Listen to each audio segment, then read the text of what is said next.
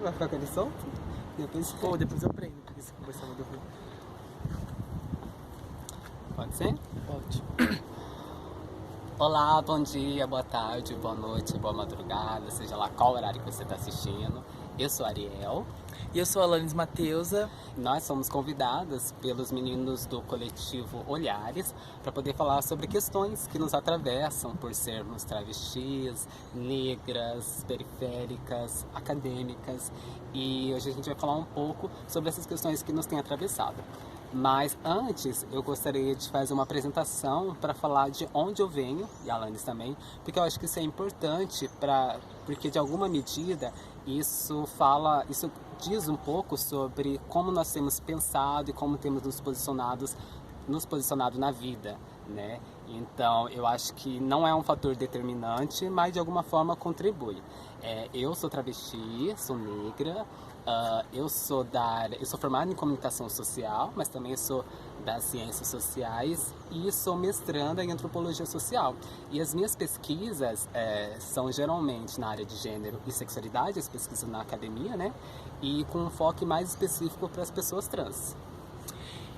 Eu me reivindico como travesti, preta, periférica também, acadêmica, faço direito.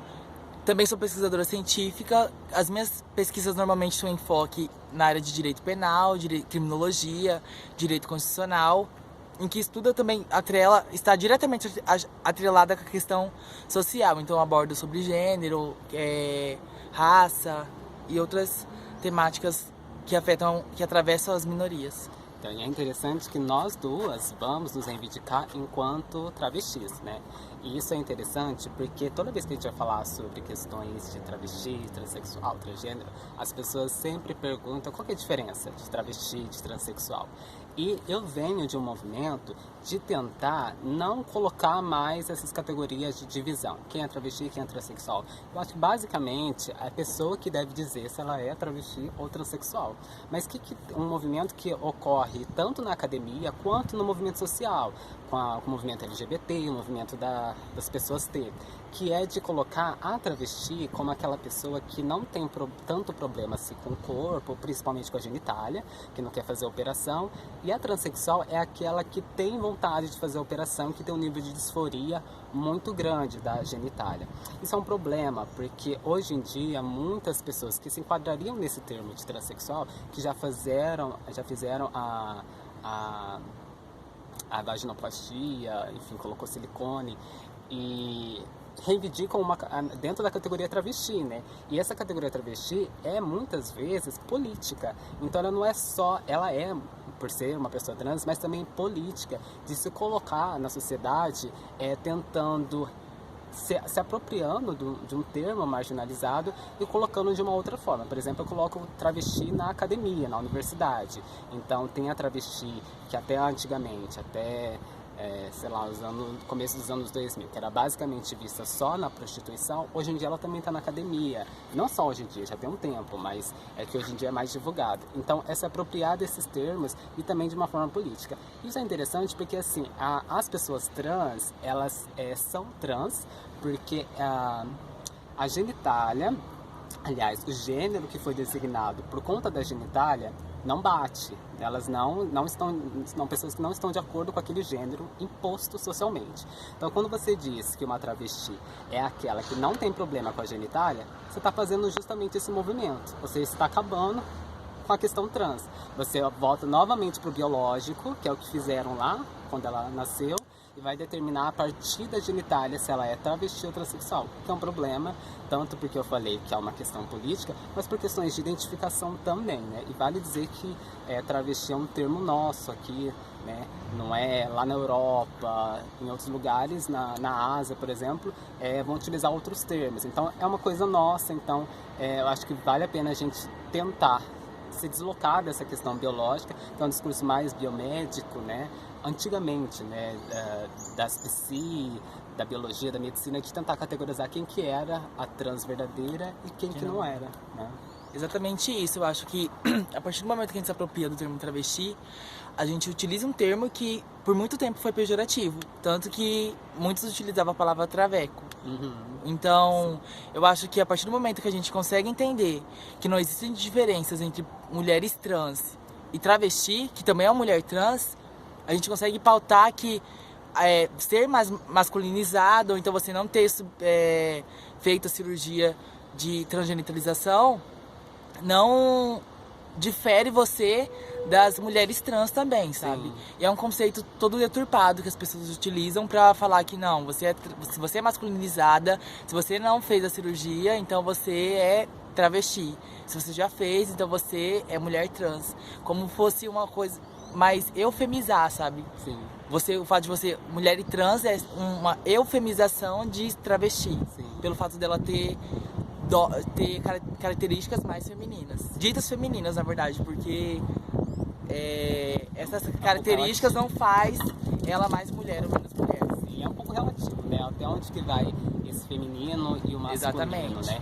E outra questão eu acho que assim, as pessoas elas podem tentar uma travesti, eu me enquadro em travesti por causa disso, aquilo, e a transexual não. A questão, basicamente, não é negar veemente uma não diferenciação, mas é que essa diferenciação não parte da biologia, né? Da genitália, da feminização ou não desses indivíduos. E uma outra coisa que é interessante também é a questão da etnia, né? Da raça. Nós duas somos pessoas pretas, negras, só que a Alanis é mais retinta do que eu. Em alguma medida, o racismo ou então a questão da etnia nos atravessa de forma diferente, porque comigo, por exemplo, o que chega primeiro nos locais onde eu vou é a questão de eu ser travesti. Então não é tanto a questão da raça, né, etnia, seria mais a questão de ser travesti. Em algum outro momento pode ser que essa questão, e eu não sei se é assim para a Alanis também. Na verdade, eu acho que o fato de você ser mais retinta, menos retinta, não influencia tanto. Eu falo no olhar de quem normalmente oprime, do olhar do racista. Porque pra ele, o fato de você ter o cabelo crespo ou uma pele menos retinta, pouco importa. Porque o racismo institucional, ele vai oprimir nós de todas as formas. Então, a negativa de direitos, a negação de direitos vai se desenvolver da mesma forma. Então, eu acho que é mais uma questão também de estética, uma questão do racismo mais físico, sabe? Você não ser contratada porque você é mais retinta, você passar por algumas situações porque seu cabelo é mais crespo, você não conseguir achar um produto de maquiagem porque não tem o tom da sua pele. Então eu acho que é mais por aí. Em relação ao racismo institucional, eu acho que ele não faz diferença da questão de ser retinto ou não. Pra ele, o fato de você ter o cabelo crespo ou ter melanina na sua pele já é o suficiente pra você para não conceder alguns direitos pra você, sabe? Sim, e eu percebo isso com a questão da afetividade também. Por exemplo, eu já recebi rejeições tanto por ser trans quanto por ser negra. Porque aí você começa a perceber que no discurso das outras pessoas tem uma questão aí de racismo também, não só de transfobia. Mas eu queria falar um pouco também sobre a questão da academia, como que é, né? Por exemplo, eu sou daqui da Universidade Federal de Mato Grosso do Sul, mas eu também fiz jornalismo lá na Uniderp.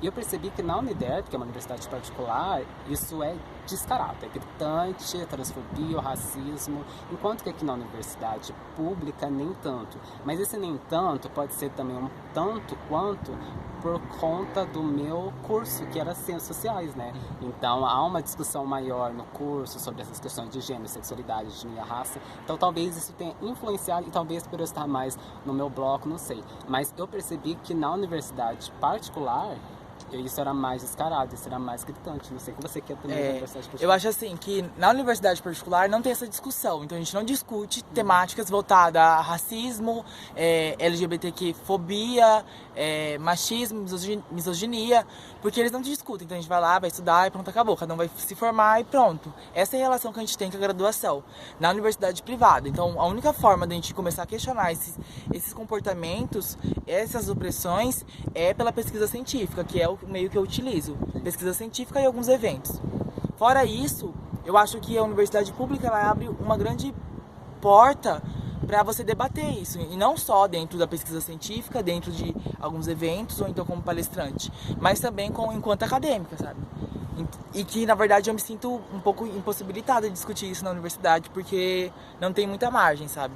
E, querendo ou não, a gente tem a pró-reitoria, tem tudo pessoas que estão em questão hierárquica que elas não, às vezes, não vão permitir. E outra, a abordagem também é diferente. Eu posso falar na academia sobre LGBTQ-fobia, mas, por exemplo, eu não posso fazer uma performance artística falando sobre Linda Quebrada, que é um conteúdo bem pesado. Eu não sei, mas acho que na Universidade Federal não teria tantos problemas assim. Então existem certos limites, né? Até Exatamente. Onde você pode, até você pode discutir. Exatamente.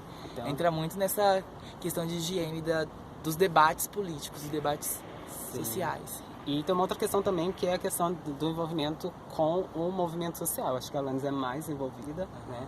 Tanto com o movimento negro, o movimento LGBTQI+, do que eu. E eu acho que isso é interessante, né? Não sei, falar um pouco. Como que você vê? Eu acredito assim que movimentos sociais, na verdade, eles... Deixa eu prender meu cabelo, porque dá. Eu acho que movimentos sociais, eles tornam a gente um pouco mais independente. Eu falo assim, eu acho que a política institucional é fundamental, é importante termos representantes tanto de corpos trans como também corpos pretos, mas a partir do momento que a gente consegue se organizar, a gente consegue se articular várias políticas públicas que são negadas, a gente vai conseguir pleitear, sabe, com mais força. Porque uma coisa é a Alanis estar lá na porta do Poder Legislativo pedindo para do Poder Judiciário pedindo para criminalizar a LGBTQ-fobia. Legislativo também. Outra coisa é o movimento LGBTQ+, que deve interseccionar também, está à frente pleiteando esses direitos. Então eu acho que o movimento social é fundamental nisso.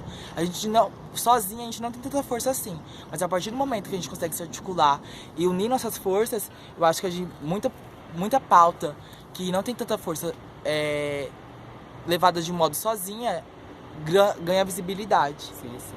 E sempre, eu acho que na história toda foi assim, né? Então é algo muito óbvio, na verdade.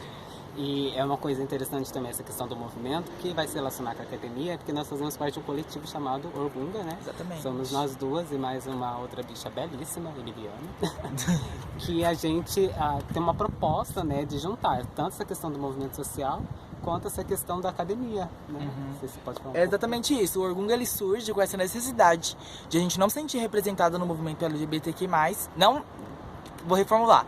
Não é não se sentir representada, mas não se sentir totalmente contemplada. Porque, de fato, o movimento LGBTQ+, em muitas situações, é racista.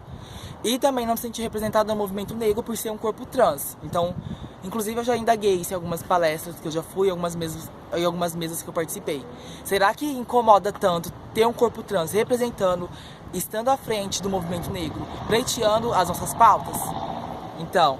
E será que incomoda também ter uma preta, filha de empregada doméstica, periférica, estando à frente do movimento LGBTQ+, representando as pautas do movimento, sendo preta, sendo pobre, desconstruir essa questão que a gente tem que o movimento é classista?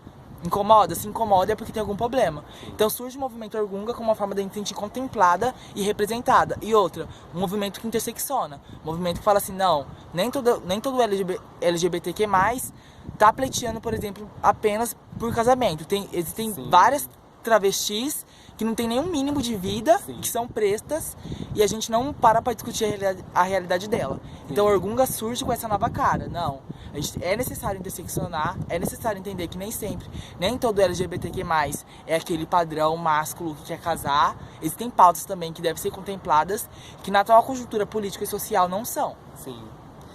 Então é aquela questão, né? Então tem outros atravessamentos para além da pauta LGBT, que é mais ou menos que a gente pensar um movimento feminista, né? Seja lá um movimento feminista, e o movimento feminista lá nos seus inícios ignorava um pouco as mulheres negras, né? Aí surge um movimento feminista negro para poder bater nessas questões. Então acho que é um pouco isso, esse movimento, né? De tentar interseccionar, então trazer umas questões que são de LGBT, no caso de nós T, né? E do nosso outro amigo que é gay, e atravessar isso com a questão de sermos pobres, a questão de sermos pretas, né? E ainda assim de estarmos na academia, né? Que como a Laís falou, é um privilégio. É um privilégio, exatamente isso. E o movimento, o coletivo, ele não surge como uma forma de repulsa. É uma crítica social, sim, Porque a gente tem que criticar. Eu acho que a desconstrução não é um copo d'água, não é uma porta que a gente passa e estamos construídas. Não faz assim. Não é assim. Tanto que existe, sim, bicha misógina, Sim. existe bicha transfóbica, então a gente tem que desconstruir o pessoal que tá colando no nosso rolê. Então, surge com essa crítica social. Então não é uma forma de repulsa e apenas só crítica também. É uma forma assim, não, tem esse problema, a gente precisa discutir. Existem outras realidades, existem várias vivências dentro do rolê.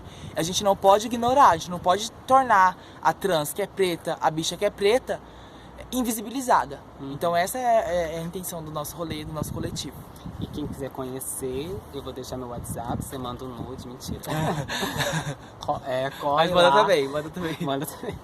Nas redes sociais, Facebook, Instagram, digita lá Orgunga, que você vai achar a gente. Tem mais alguma coisa que você quer falar? Tinha uma coisa que você falou sobre a questão de ser travesti e que eu pensei em falar sobre quando a gente resume, que a gente sintetiza a travesti no órgão genital, então ela é mais máscula pelo fato dela ter um pênis, ou então ter características ditas masculinas, a gente ignora a desconstrução de gênero, que é uma das pautas também que o movimento LGBT tem que levar. Então a gente tem que desconstruir o gênero, porque o gênero nos oprime, o gênero que faz com que mulheres estejam violentadas, o gênero também faz com que milhares de mulheres sejam mortas todos os dias, inclusive mulheres trans. Sim. E eu acho que até, não sei se é a Alanis, mas é um movimento meu, não é assim, vamos acabar com o gênero, acabou, não existe mais gênero, todo mundo é fluido. Acho que não é isso, é desconstruir no sentido da gente ficar pensando no gênero tóxico, né? A masculinidade tóxica, que é tanto falado, mas também a feminilidade tóxica, né? Que as trans têm que ser mais feminina, se entupir de hormônios. Então é desconstruir nesse sentido. E de que há outras possibilidades, para além daquelas hegemônicas, né? Exatamente. Você acha que é isso? Eu acho que é isso. Sim. Então é isso, gente. Agradeço o convite dos meninos do coletivo Olhares. E até uma próxima. Até uma próxima. Tchau. Tchau.